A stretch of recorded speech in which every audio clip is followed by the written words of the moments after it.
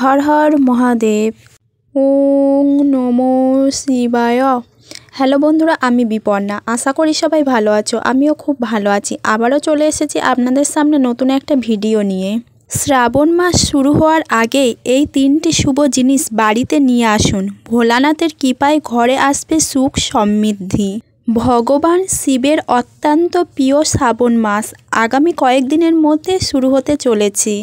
যদি আপনি ভোলানাথকে সন্তুষ্ট করতে চান তাহলে শ্রাবণ মাসের আগে বাড়িতে নিয়ে আসুন এই 3টি শুভ জিনিস। সনাতন ধর্মে শ্রাবণকে সবচেয়ে পবিত্র মাস হিসেবে বিবেচনা করা হয়। বলা হয় যে এই মাস ভগবান শিবের খুব প্রিয়। শাস্ত্র অনুযায়ী ভগবান শিব এই মাসেই তার পরিবারের সঙ্গে পৃথিবীতে বিচরণ করতে আসেন। বহু মানুষ সারা মাস জুড়ে মন্দিরে শিবলিঙ্গে জল নিবেদন করে এবং ভোলানাথের নাম স্মরণ করে। ধর্মীয় পণ্ডিতদের মতে শ্রাবণ মাসের আগে যদি আপনি কিছু জিনিস বাড়িতে আনেন তাহলে সারা বছর ধরে পরিবারের ওপর মহাদেবের আশীর্বাদ বর্ষিত হতে থাকে এবং ঘরে সুখ ও সমৃদ্ধির বৃদ্ধি পায়। এই জিনিসগুলি সম্পর্কে জেনে নিন যা শ্রাবণ মাসে ঘরে আনার মাধ্যমে আপনার ভাগ্য উজ্জ্বল হতে পারে। নন্দীর মূর্তি। শাস্ত্র অনুসারে ভগবান শিবের তাঁর ভক্তগণদের প্রতি আগাধ ভালোবাসা রয়েছে। তাই যদি আপনি ভোলানাথকে সন্তুষ্ট করতে চান তাহলে তাঁর পুজো করার আগে তাঁর প্রিয়গণ অর্থাৎ নন্দীর পুজো করুন। এর জন্য শ্রাবণ মাস শুরু হওয়ার আগে নন্দীর মূর্তি বাড়িতে এনে মন্দিরে স্থাপন করুন।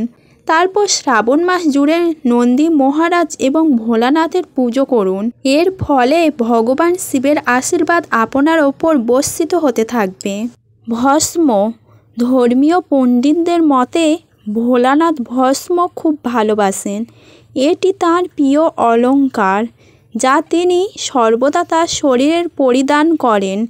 অতএব আপনি যদি আপনার পরিবারের ওপর তাঁর আশীর্বাদ চান তাহলে শ্রাবণ মাস শুরু হওয়ার আগে যে কোনো যজ্ঞ থেকে ভস্ম আনুন।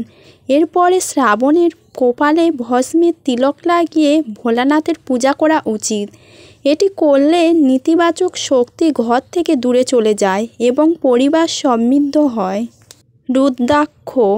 জ্যোতিষীদের মতে রুদ্রাক্ষের উৎপত্তি হয়েছিল ভগবান শিবের অশ্রু থেকে। সতীর বিচ্ছেদে তিনি যখন কেঁদেছিলেন তখন রুদ্রাক্ষ তৈরি করা হয়েছিল। তাই এটি তাঁর কাছে অত্যন্ত প্রিয় বলে বিবেচিত হয়। তাঁর আশীর্বাদ পেতে শ্রাবণ মাসের আগে রুদ্রাক্ষের মালা বাড়িতে আনা উচিত। এরপরে সেই মালা রীতিনীতি অনুসারে পুজো করে গলায় পরানো উচিত এবং তারপর ভগবান শিব এবং মাতা পার্বতীর পুজো করা উচিত। এটি করলে পুজোর শুভ ফল দ্রুত পাওয়া যায়।